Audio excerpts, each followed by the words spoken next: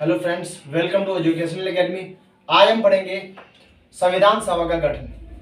आज से हम पॉलिटी की क्लास स्टार्ट करेंगे और एक एक करके सब पहले हम शुरुआत करते हैं संविधान सभा का गठन। संविधान सभा एक वो सभा है जिससे हमारा संविधान निर्माण हुआ था। इसके ही तहत अलग अलग समितियों को अलग अलग कार्य सौंपा गया था और उसके तहत वो समिति अपने कार्य को पूर्ण रूप से कंप्लीट करी और एक संविधान का निर्माण हुआ। और उस किसके अंदर थी? तो संविधान सभा के अंदर काम करी थी। तो संविधान सभा का गठन, तो संविधान, अब इसको थोड़ा बैक पीछे चलते हैं। तो संविधान सभा का एक व्यक्ति होता है जो संविधान सभा की संविधान की मांग करता है। एक व्यक्तिगत रूप में एम एन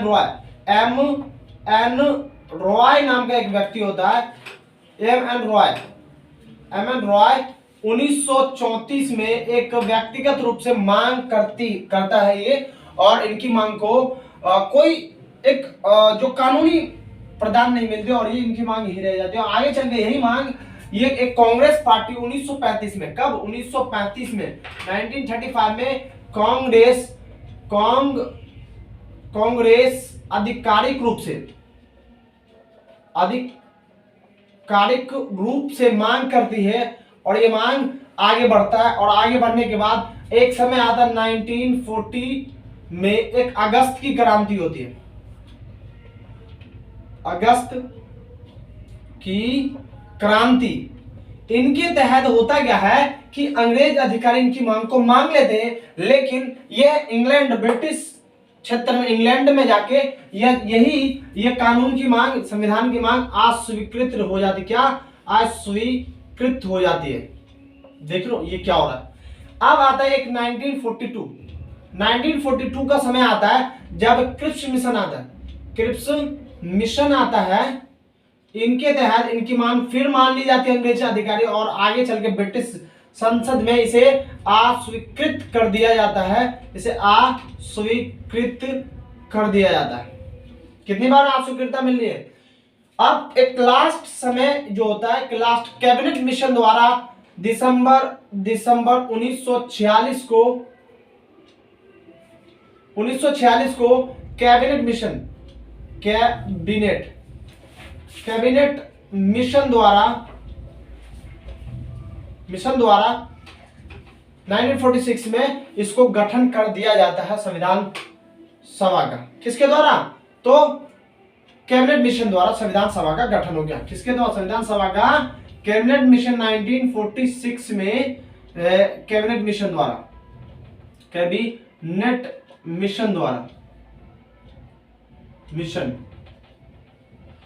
मिशन में मूल रूप से 3 व्यक्ति होते हैं। अब 3 देखो, सबसे पहले होते हैं लॉर्ड पैंथिक लॉरेंस। सेकंड जो होते हैं सर स्टेफर्ड क्रिप्स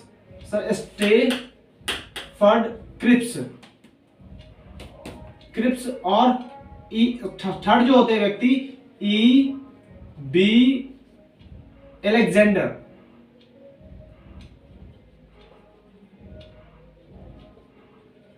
ये 3 व्यक्ति हमारे कैबिनेट मिशन, सब ये जो संविधान सभा के प्रमुख सदस्य होते, ये इनके द्वारा ही निर्मित किया जाता है। सर स्टेफर्ड क्रिप्स, आपको एक क्रिप्स मिशन आता है 1942 में, इसके तहत इसको रिजेक्ट कर दिया जाता है हमारे संविधान सभा को। संविधान की मांग को अस्वीकृति मिलती है। उस समय हमारे देश में जो एक बहुत बड़ा आंदोलन चला था अगस्त की क्रांति के नाम से, जिसे क्विट इंडिया मूवमेंट को बोलते हैं, भारत छोड़ो आंदोलन, ठीक है ना। इसे गांधी द्वारा नेतृत्व किया जा रहा था। बहुत एक अच्छा आंदोलन होता है और इसी के तहत, ये लास्ट आंदोलन के तहत ये हमें अंततः 1947 का एक भारतीय स्वतंत्रता अधिनियम आता है। ठीक, ये हो गया हमारा संविधान सभा का गठन। अब संविधान सभा का गठन तो हो गया। अब उससे पहले अब देखो इसके बाद क्या होता है। देखो इसके बाद इनमें जो बात रखी जाती है, 300 टोटल इनमें जो पीपल है 300 ये होती है और 389 सीट में से 10 लाख जनसंख्या पे, कितनी लाख? 10 लाख जनसंख्या पे एक सीट नियुक्त की जाती है ना। ये 10 लाख जनसंख्या में एक सीट होगी और प्रत्येक जो जनसंख्या, प्रत्येक क्षेत्र में, एक इस क्षेत्र में क्या था, एक वयस्क मताधिकार नहीं था। कोई जरूरी नहीं कि जो वयस्क हो चुका वो मतदार देंगे। ये अप्रत्यक्ष रूप से चुनाव हुआ था। ये अप्रत्यक्ष रूप से चुनाव हुआ था। क्या हुआ था? अप्रत्यक्ष रूप से चुनाव होता है। ये अप्रत्यक्ष रूप से चुनाव होता है, ठीक है ना। इसके तहत कम से कम देखोगे तो ये चुनाव, ये जो इसमें होता है कि महिलाओं की भागीदारी भी होती है। 15 सीटें इसमें महिला भी लाती है, महिला भी लाती है, ठीक है। और ऑटोमेटिक देखो सभी इसमें देखा गया सभी वर्गों का प्रतिनिधित्व होता है, सभी वर्गों का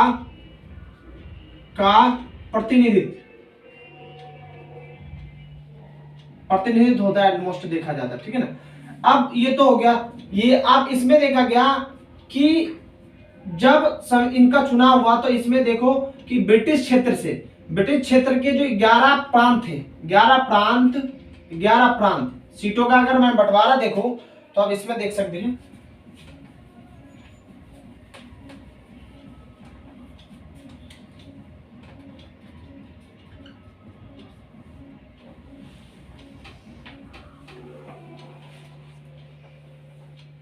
क्या था इसमें? ब्रिटिश प्रांत,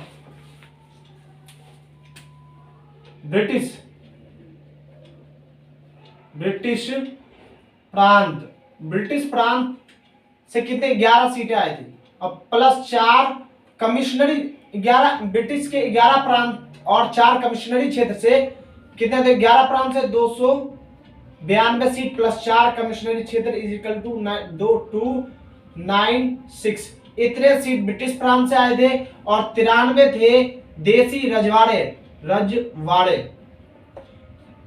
थे, ये मनोनीत थे, इस टाइप से आया, इस टाइप से इनकी सीटें आए, ठीक है ना।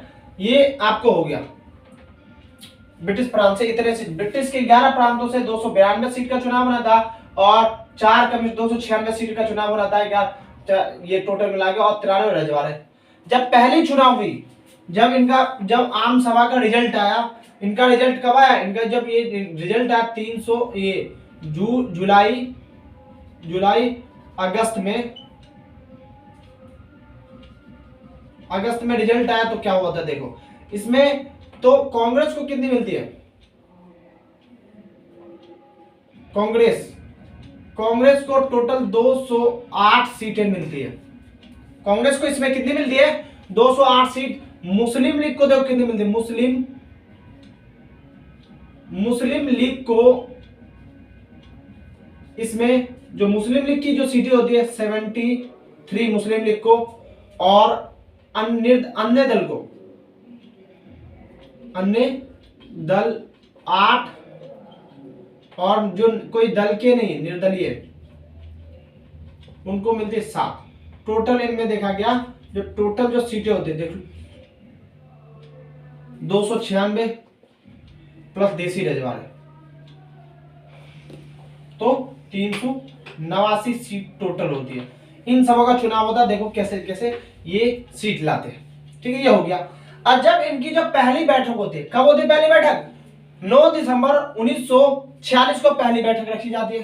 कब रखी जाती है? तो 9 दिसंबर। इनकी बैठक कब रखी जाएगी? तो 9 दिसंबर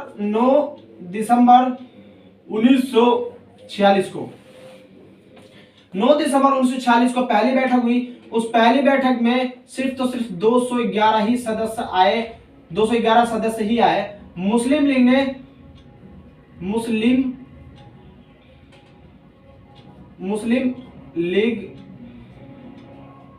ने बहिष्कार किया।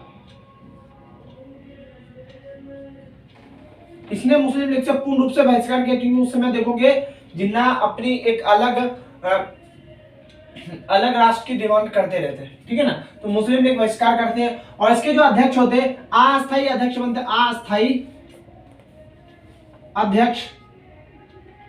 इसके जो अस्थायी अध्यक्ष होते हैं अध्यक्ष डॉक्टर सच्चिदानंद सिन्हा,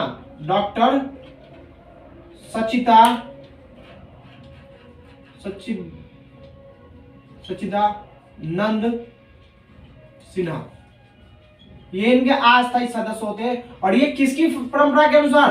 तो फ्रांस की परंपरा के अनुसार बनाया जाता है अस्थायी सदस्य। फ्रांस की परंपरा क्या है कि जो सबसे वृद्ध व्यक्ति होंगे वही इनके अध्यक्ष होंगे, तो उसी के परंपरा के अनुसार अस्थायी अध्यक्ष बनते हैं। ये इनकी प्रथम।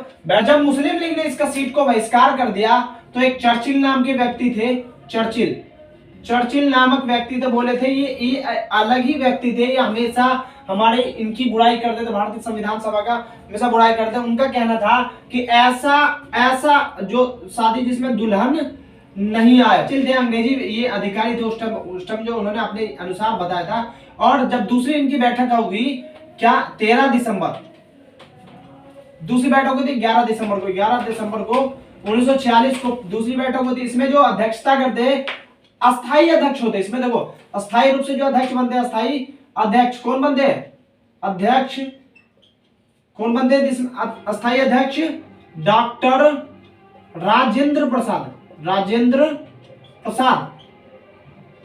जो हमारे प्रथम राष्ट्रपति बनेंगे अब, डॉक्टर राजेंद्र प्रसाद हमारे अस्थायी अध्यक्ष होते हैं, अस्थायी अध्यक्ष। और इनके दो जो और जो है ना उप अध्यक्ष बनते हैं, एक तो उपाध्यक्ष डॉक्टर SC मुखर्जी और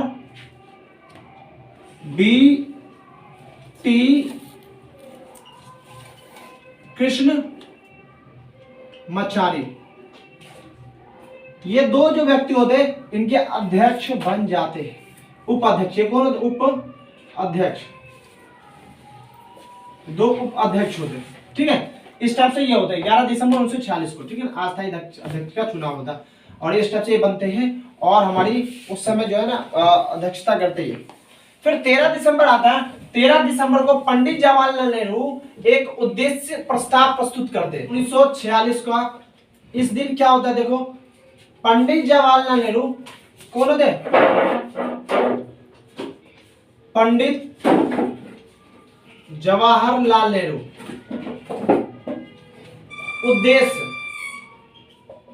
उद्देश्य प्रस्ताव प्रस्तुत करते हैं, जिसमें 8 अनुच्छेद रहते हैं, 8 अनुच्छेद रहते हैं, जिसे 22 जनवरी 1947 को इसे 22 जनवरी 1947 को मंजूरी मिलती है और यही हमारा उद्देश्य प्रस्तावना बनता है। ठीक, ये तो हो गया संविधान सभा का गठन। अब इसमें देखो ये इनका जो संविधान सभा था, अब आगे चल के संविधान सभा आप देखो कैबिनेट बन जाएगी संविधान सभा, अब एक सांसद बन जाएगी और ये संविधान इनका कार्य हो जाएगा। जब पुराने कानून किस तरह कानून बनाना, कानून को संशोधन करना, इनका काम हो जाएगा संविधान सभा का इस टाइप से। अब एक और चीज होती है, जब डॉक्टर अंबेडकर की बात कर रहा हूं, डॉक्टर अंबेडकर जब पूर्वी पाकिस्तान, जब हिंदुस्तान पाकिस्तान का बंटवारा होता है, भारत स्वतंत्रता 1947 के तहत हिंदुस्तान पाकिस्तान का बंटवारा होगा, होता है संविधान सभा में परिवर्तन। इसमें क्या होता है देखो, इसमें जो होते टोटल 296 ही सदस्य बचते, 299 ही सदस्य बचते।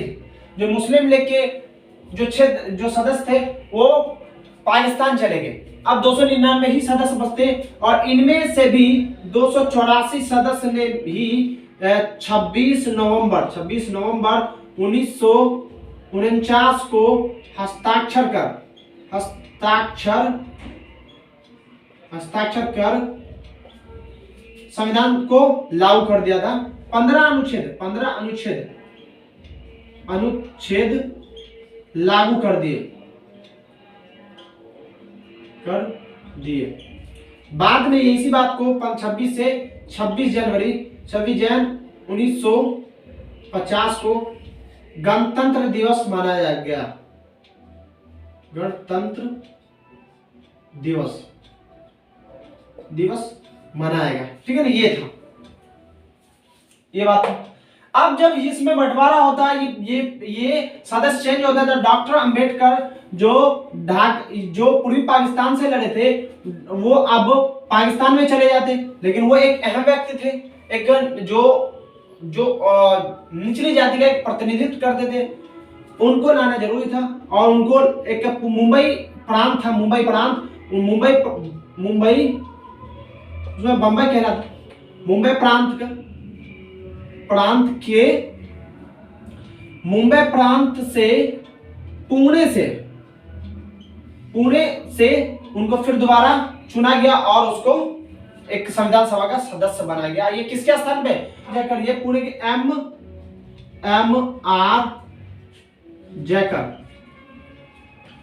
आर जयकर की सीट को खाली कराकर डॉक्टर अम्बेडकर को उस सीट पे नियुक्त किया जाता है। इस टाइप से हमारा संविधान सभा बनता है और संविधान सभा का गठन के बाद और संविधान निर्माण होता है।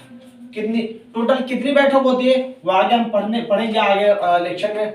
टोटल जो इसकी बैठक होती है और कितनी खर्च लगते हैं, इसमें क्या क्या होता है वो सब आगे पढ़ेंगे। अब एक और चीज है, जब संविधान हमारा जो भारत आजाद हुआ तो भारत स्वतंत्रता अधिनियम 1947 के तहत भारत आजाद हुआ और अंग्रेज अधिकारी जो थे ब्रिटिश सरकार बोले कि ये अब इसके तहत भारत एक देश नहीं बल्कि दो कौमों का देश होगा, जो हिंदुस्तान और पाकिस्तान है। देशी रजवाड़े अपनी इच्छा के अनुसार किसी भी प्रांत में जा सकते, चाहे हिंदुस्तान या पाकिस्तान में जा सकते, अपनी इच्छा के अनुसार उसे स्वतंत्र दिया गया और इस तरह वो अपनी सुविधा के अनुसार वो चले गए। इस टाइप से हमारा देश आजाद हो गया और इस टाइप से हमारा संविधान सभा का गठन हो गया। और मिलते हैं नेक्स्ट वीडियो में नेक्स्ट टॉपिक के साथ। Thank you very much.